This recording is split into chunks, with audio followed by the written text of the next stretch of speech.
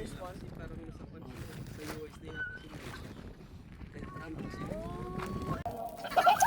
Ihaw-ihaw muna tayo dito. Yan.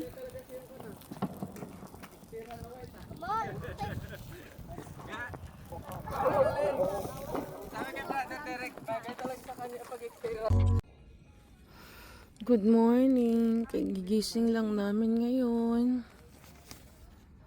Ando na sila. Nag-prepare din ng pagkain namin. Pior! Next week daw ano? Good morning, guys. Yung may appointment eh.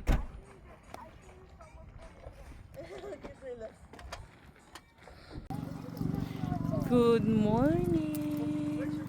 Ito bro. Na kami dito ng ano, araw.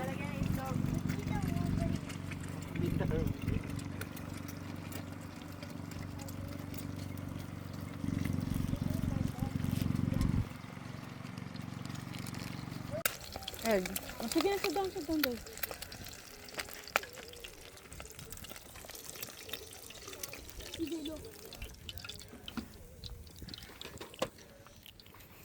Thank you, oh. Tagagawa pa ng kape. Pag-gloves pa yan, ha? Safe yan. Malinis. Siyempre. Init-init na lang ng food. Is it inside the yolk or not? No. Busy ang mga kids. Eating while using phone. Very, very, very good. What? Wow. Who's holding it? Ayun yung Car! I found extra. I found more plant. I found more. I got to check our plant. It's okay. We'll go there later. It's going to be abandoned because you didn't put some water.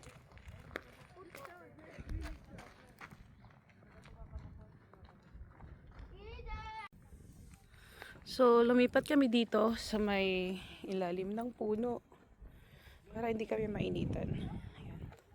Ihaw-ihaw tayo dito. Ito ng panahon. Ganito lang dapat. Relaxing.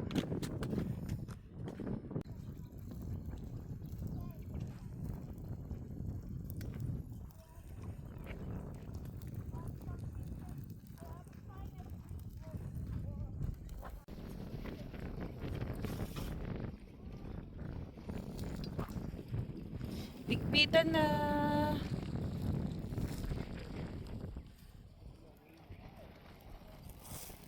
Mga glamping sila dyan. Ang ganda dito, guys. Super.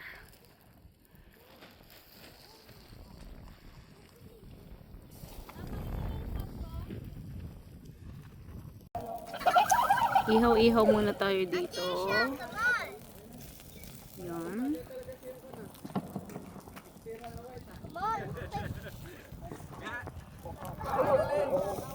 Sabi kay Brother Derek, bagay talaga sa kanya pag-experience.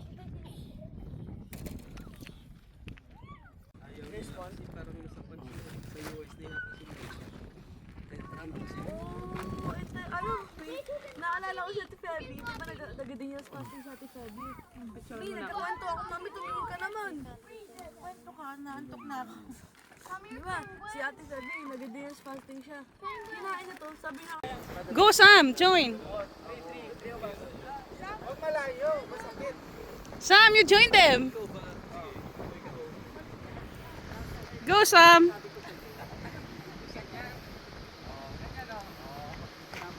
Go, Sam! Go, go!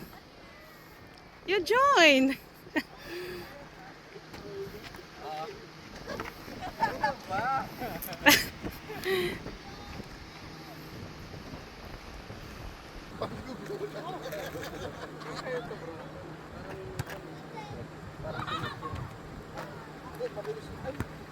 Kaya to. Babi yan, kaya na. Kasi yung kaya na babik pa to. Uwian na kami. Time check, 2:00 na ng hapon. Today, Saturday.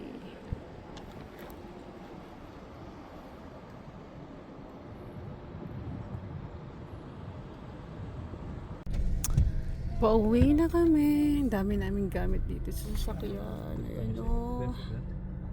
Oh my gosh.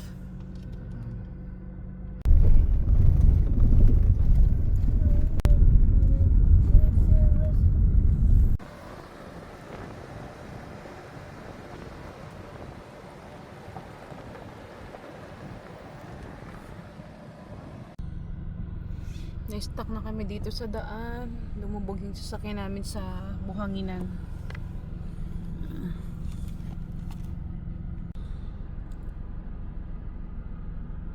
Nako, natagalan na kami dito. Bye guys! See you! See you tomorrow! Buka